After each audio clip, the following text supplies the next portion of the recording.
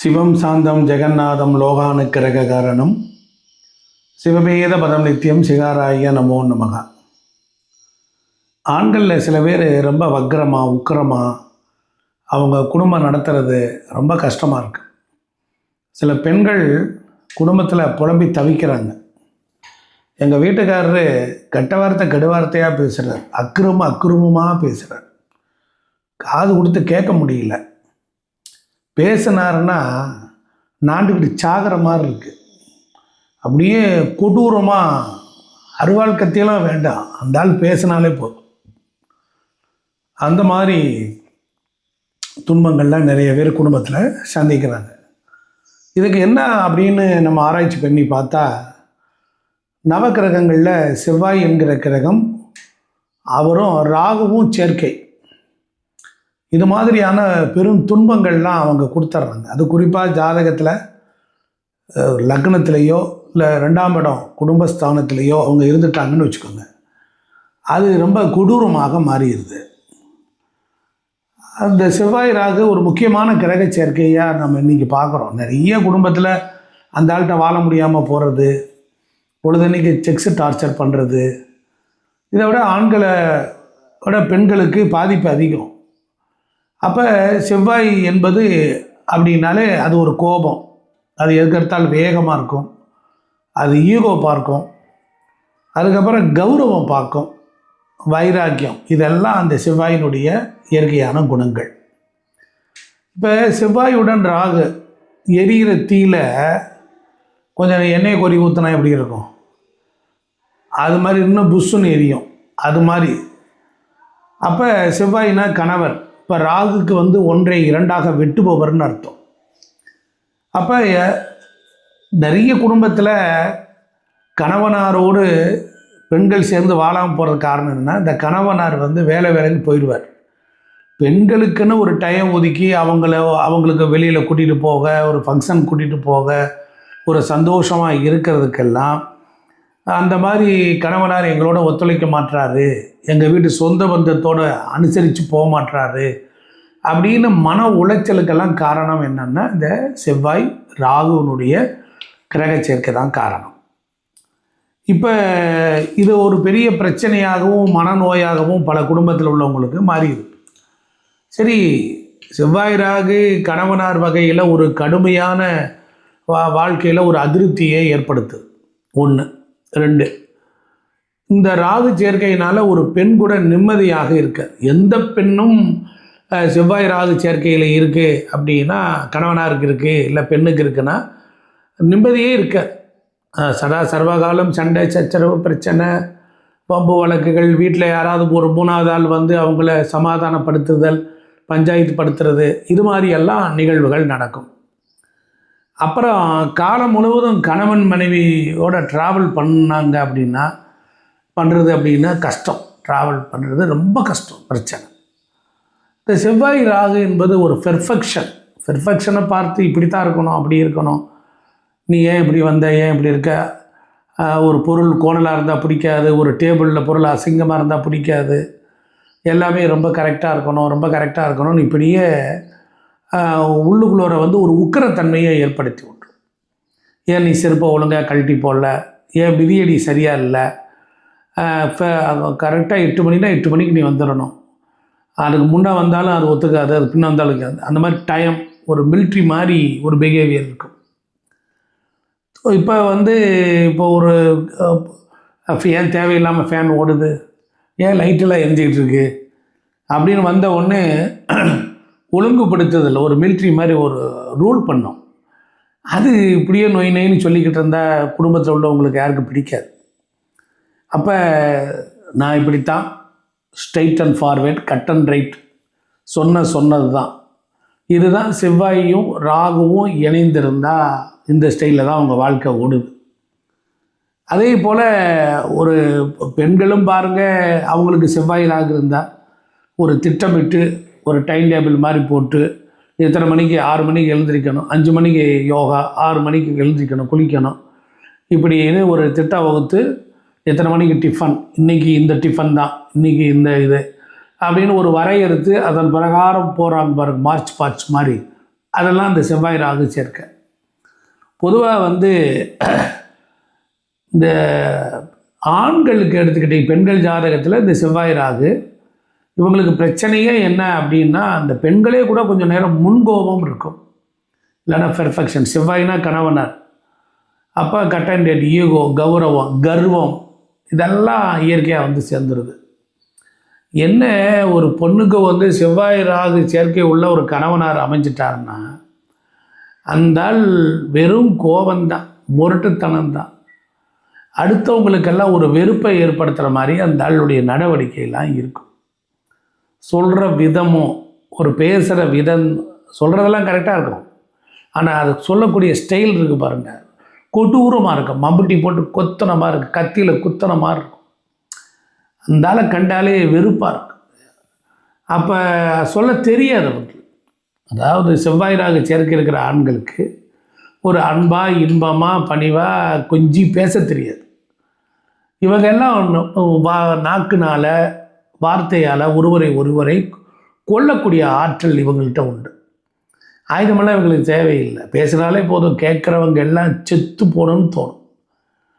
அப்படி கோவப்பட்டு கரெக்டாக அப்படி இப்படி இருன்னு கடந்த கால நிகழ்வுகளை எடுத்து வச்சு பேசி அவங்கள ஒரு சுமூகமான நிலையில் அவங்க ட்ராவல் பண்ணுவாங்க அவங்க வீட்டில். இவர் போய் கொரில்லா தாக்குதல் மாதிரி இருக்கும். ஸோ எப்போ இவர் கோவப்படுறாருன்னு சொல்ல சட்டன்லேயே ஒன்றே டெம்பர் ஆகிடுவார்.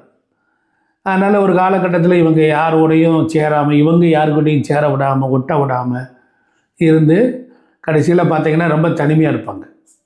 ஆனால் உறவுகளுக்கு, நண்பர்களுக்கெல்லாம் இவங்க செய்வாங்க. எவெல்லாம் இவங்கள்ட்ட பயனடைஞ்சானோ அவெல்லாம் இவன் முதுகிலே குத்துவான். ஸோ அதனால் உதவி பெற்றவர்கள் மூலமாக இவங்களுக்கு அவசர காலத்தில் எந்த உதவியும் கிடைக்காது. அதனால் இவங்க உண்மையாக இருப்பாங்க, ஆனால் எதிர்த்தாப்பில் இருக்கிறவங்க உண்மையாக இருக்கணும்ல, அதெல்லாம் இருக்காது. அப்போ செவ்வாய் ராகு கணவர் அந்த மாதிரி உள்ள பெண்கள், செவ்வாய் ராகு சேர்க்கை உள்ள பெண்கள் கணவர் மீது ரொம்ப பாசமாக இருப்பாங்க. தம்பி தங்கைகள் மேலே பாசமாக இருப்பாங்க, அண்ணன் மேலே பாசமாக இருப்பாங்க. கணவருக்காக எல்லாவர்களையும் கூட பகைச்சிக்குவாங்க. அதே போல் இந்த கணவனார்கிட்ட போகிறேன், எங்கள் வீட்டுக்காரர் கேட்டார், அந்த தொழில் பண்ணணும், இதை பண்ணணும்னு சொல்லி நகை நட்டுகள் எல்லாத்தையும் கழட்டி கொடுத்துருவாங்க. ஒன்று கூட இருக்காது, குண்டு மணி கூட தங்க இருக்காது. கொடுத்த உடனே அந்த ஆள் கொண்டு போய் என்னத்தையாவது செய்ய தெரியாத தொழிலை செஞ்சு அவன்கிட்ட கொடுத்து ஏமாந்து போய் வந்து உட்காந்துருந்தாங்கன்னா, இவங்க அதை உனக்காக நான் எல்லாத்தையும் கழட்டி கொடுத்தேன், உனக்கு நான் என்ன செய்யலை அப்படின்னு சொல்லி காட்டும் பொழுது கோபம் வந்து சண்டை சச்சரவு பிரச்சனை வந்துடும். அதெல்லாம் இவங்களுக்கு ப்ராப்ளம் வரும். உடம்புல அந்த மாதிரி ப்ராப்ளம் வரும். அதே மாதிரி இவங்களுக்கு உடம்புல எடுத்துக்கிட்டிங்கன்னா பல் உடையிறது, பல் கூச்சம், பல் வரிசைகள் சரியாக இல்லாமல் ஏட்டிக்கு முட்டியாக இருக்கிறது, இது எல்லாமே இந்த செவ்வாய் ராகுனுடைய சேர்க்கை. அது மட்டும் இல்லை, இவங்களால வந்து ஒரு வாஸ்துப்படி ஒரு நல்ல வீட்டில் குடியிருக்க முடியாது. ஒரு 75% நல்லா இருந்தாலும் ஒரு 25% வாஸ்து குறைபாடோடு தான் அவங்க வாழ வேண்டியது இருக்கும், பிரச்சனை இருக்கும். அப்புறம் நிறைய பெண்கள் எடுத்துக்கிட்டிங்கன்னா மாங்கல்யம் கலண்டு போயிடுச்சு, மாங்கல்யம் கட்டியிருக்கிற நூலில் ஒரு பிரிஞ்சு போயிடுச்சு அப்படின்னு மாங்கல்ய சம்மந்தமான பிரச்சனைகள் சொல்கிறவங்க எல்லாரும் செவ்வாய் ராகு தான். அப்போ அவங்களுக்கு எங்கே வாழ்ந்தாலும் இந்த வாசு தோஷம் இருக்குங்கிறது சொல்லிட்டோம். அதே போல் குடும்பத்துக்குள்ளரையும் ஒரு குழந்தை சம்மந்தமான பிரச்சனை, இல்லை அக்கம் பக்கம் குழந்தைகளால் ஒரு பிரச்சனை, இப்படியெல்லாம் இருக்கும். நிறைய பேருக்கு கணவனை இழந்துடுறாங்க, இல்லை கணவனை விட்டு பிரிஞ்சு போய் தனியாக போய் வாழ்கிறாங்க. இதெல்லாம் செவ்வாய் ராகு சேர்க்கைக்கு இருக்குது. அவங்க குடியிருக்கிற வீட்டுக்கு பக்கத்தில் ஒரு மனை விட்டு ஒரு மனை, இல்லை பக்கத்தில் ஒரு காலி மனை இருக்கத்தான் செய்யும். அதே போல் பக்கத்தில் ஒரு எலக்ட்ரிக் போஸ்ட் இருக்கும், இல்லைனா ஈவி சம்மந்தப்பட்ட பிரச்சனை. எல்லா வீட்டுக்கும் ரைட் ஏறி எங்கள் வீட்டுக்கு மாத்திரம் கரண்ட் வராது அப்படின்னு ஒரு ப்ராப்ளம், இதெல்லாம் இருக்கும். இந்த அம்மா பார்த்தீங்கன்னா டென்ஷன் ஆகி கத்திக்கிட்டு கிடக்கும். 10 குறைக்கு கரண்ட்டு வேற போயிடுச்சுன்னு வச்சுக்கோங்க, நிறைய சிரமப்படும்.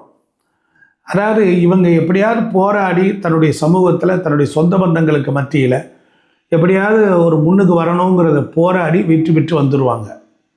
இந்த செவ்வாய் ராகு, செவ்வாய் கேது உள்ள குடும்பத்தில் உள்ளவங்க குடும்பத்தில் பாருங்கள், யாராவது பஞ்சாயத்து பண்ணிக்கிட்டே இருக்கணும். இது ஒரு பஞ்சாயத்து ஜாதகம்னே பேர். அதனால் இவங்களுக்கு யார் சொன்னாலும் புரிஞ்சிக்க மாட்டாங்க, டென்ஷன் ஆவாங்க. இவங்க மென்டல் டார்ச்சரை இவங்க மட்டும் எல்லோரும் கொடுத்துருவாங்க. அதனால் கோபத்தின் உச்சத்துக்கே போயிடுவாங்க. கோபமாகவும் வேகமாகவும் வண்டியை ஓட்டுவாங்க. அதே போல் தன் குடும்பத்திற்காக தியாகம் செய்கிறவங்களா இருப்பாங்க. உறவுகள்கிட்ட எல்லாம் பிரச்சனை இருக்கும், ஆனால் உறவுகளுக்கு ஒன்றுனா போய் நிற்பாங்க. அதனால் கோபத்தில் பார்த்தீங்கன்னா வார்த்தையே சாபமாக மாறும். ரொம்ப சிம்பிளாக இருப்பாங்க, நல்லா தான் இருப்பார். திடீர்னு பார்த்தவொடனே ஏன் இப்படி இருக்குது அப்படி இருக்குன்னு படபடன்னு கொதிச்சிருவாங்க. ஆனால் இவங்களுக்கு இந்த மாதிரி இருந்தால் தியானம், யோகம், தவம் இந்த 3ஐயும் அவங்க ட்ரைனிங் எடுத்துக்கணும். அதே போல் கோபம் இல்லாமல் ரொம்ப நிதானமாக இருந்தாங்கன்னா அவங்களுக்கு வாழ்க்கை நல்லாயிருக்கும். எல்லா உறவுகளையும் காயப்படுத்திட்டு அவங்களுக்கு நம்ம என்ன செய்ய போகிறோம். அதனால் இந்த செவ்வாய் ராகு அப்படின்னு வரும்பொழுது நரசிம்மர் வழிபாடு ரொம்ப சிறப்பு. நரசிம்மர் நரசிம்மருடைய ஸ்லோகத்தை சொல்லி வணங்குறதல், வழிபடுதல். அதே போல் செவ்வாய் கேது சேர்க்கை இருக்கிறதும் ஆஞ்சநேயர் வழிபாடு இவங்களுக்கு வாழ்க்கையில் இருக்கும். தொடர்ந்து இது ரெண்டையும் இறுக்கி பிடிச்சிக்கிட்டாங்கன்னா வாழ்க்கையில் நல்லாயிருக்கும். இதுதான் சிறந்த பரிகாரம். அதனால் செவ்வாய் ராகு இருக்கக்கூடிய வீடுகளில் பாருங்கள், காம்பவுண்டு பிரச்சனை, இட பிரச்சனை, பாத்ரூமில் தண்ணி போகிற பிரச்சனை, எலக்ட்ரிக்கல் ப்ராப்ளம், கேட்டு சரியாக நிற்கிறதில்ல, என்ட்ரன்ஸில் கோளாறு இருக்கிறது, வழித்தடத்தில் பிரச்சனை, இது எல்லாமே கொடுத்துரும். அப்போ செவ்வாய் ராகு இருக்கா அப்படின்னா அவங்களுக்கு ஒரு இந்த மாதிரியான குறைகள் எல்லாம் இயற்கையிலே இருக்கும். பெரும்பாலும் வடக்கு, வடகிழக்கு, தெற்கு, தென்கிழக்கு, தென்மேற்கு இந்த பகுதிகளில் இந்த செவ்வாய் ராகு இருந்தால் பிரச்சனை வரும். அதனால் அது நிறைய குடும்பங்கள் உள்ளவங்களுக்கு கேன்சர்ஸை கொடுத்துருது. அதனால் அந்த வாஸ்து சாஸ்திர பிரகாரம் வீட்டினுடைய வடகிழக்கு பகுதியை ரொம்ப சுத்தமாக வச்சுக்கணும். இதுதான் அடிப்படை உண்மை. இப்போ ஒரு வீடு வாஸ்துபடி இருக்கணும் அப்படின்னா வடகிழக்கு நல்லா சுத்தமாக இருக்கணும். வடகிழக்கு திசை என்பது குருவினுடைய இருப்பிடம். அந்த குரு தான் செல்வத்துக்கும், குழந்தைகளுக்கும், பேர் புகழுக்கும், முன்னேற்றத்திற்கும், ஐஸ்வர்யத்திற்கும் அதிபதி. அப்போ வடகிழக்கு நல்லா இருந்துச்சுன்னா உங்களுடைய குழந்தைகள் எல்லாம் பேர் புகழோட நல்ல கல்வியெல்லாம் கற்று நல்ல வேலை வாய்ப்பு, உயர்ந்த குடும்ப வாழ்க்கையெல்லாம் அமையும். அப்போ டாக்குமெண்ட் சம்மந்தப்பட்ட பிரச்சனை வராது, அடமான சொத்து அடமானம் போகாது, பெருங்கடன்கள் வராமல் இருத்தல், பெரும் நோய்கள் வராமல் இருத்தல், குழந்தைகள் தொழிலையும் பிஸ்னஸ்லேயும் சிறப்பாக இருக்கிறதுக்கு வீட்டினுடைய வடகிழக்கு பகுதி நல்லா இருந்தாலே போதும். சரி, வடகிழக்கு நல்லா இல்லை, நார்த் ஈஸ்ட்டு கார்னர் வீட்டில் வாஸ்துப்படி நல்லா இல்லை அப்படின்னா என்னென்ன வரும்? குழந்தைகள் படிப்பில் தடங்கல்கள், குழந்தைகளுக்கு விபத்துக்கள் ஏற்படுதல், மூளை சம்மந்தப்பட்ட நோய், டென்ஷன், அடிக்கடி உடல்நல குறைபாடு, சொத்து பத்திரங்கள் எல்லாம் டாக்குமெண்ட்லாம் கடனுக்கு போகுதல், வட்டி கட்டியே இருத்தல், பொருளாதார நெருக்கடி, பணத்தை கொடுத்து ஏமாறுதல், இதெல்லாமே இப்படி. அது மட்டும் இல்லாமல் எதிர்த்த வீட்டில் ஒரு அவதூறுகள் நடந்துக்கிட்டே இருக்கும். எதிர்த்த வீட்டுக்காரர் என்னை எதையாவது சொல்லிக்கிட்டே இருக்கேன் அப்படின்றது, அதை கண்டு காணாமல் நம்ம போயிட்டோம்னா வாழ்க்கையில் நாம் ஜெயிக்கக்கூடிய வாய்ப்புகள்லாம் இயற்கையாகவே இருக்கும். இந்த செவ்வாய் ராகு, செவ்வாய் கேது என்பது ஒரு மோசமான பிளானட் கன்ஜெக்ஷன் தான். அதற்கு உரிய பரிகாரங்கள்லாம் நான் சொல்லியிருக்கிறேன். இந்த வீடியோ உங்களுக்கு பிடிக்கும், ஆனால் பிடிச்சிருந்துச்சுன்னா நம்முடைய சேனலை லைக் பண்ணுங்கள், ஷேர் பண்ணுங்கள், சப்ஸ்கிரைப் பண்ணுங்கள். ஜாதகம் பார்க்கணும், பெயர் வைக்கணும், வீடுகளுக்கு மனையடி சாஸ்திரம் பார்க்கணும், புதுசாக பிளான் போடணும், வாஸ்துப்படி வீட்டை குடியிருக்க வீட்டில் அடிக்கடி பிரச்சனை இருக்குன்னா ஐயா நேரில் வந்து பார்த்துட்டு அதோடைய குறைகளை எல்லாம் உங்களுக்கு திருத்தி கொடுத்துட்டு வழிகாட்டிட்டு வரலாம். என்றும் உங்களுடைய வாழ்க்கையில் நல்லதையும் நடத்தக்கூடிய ஒரு வாய்ப்புகளை வேண்டி பிரார்த்தனை செய்து விடைபெறுகிறேன். நன்றி, வணக்கம். திருச்சிற்றம்பலம்.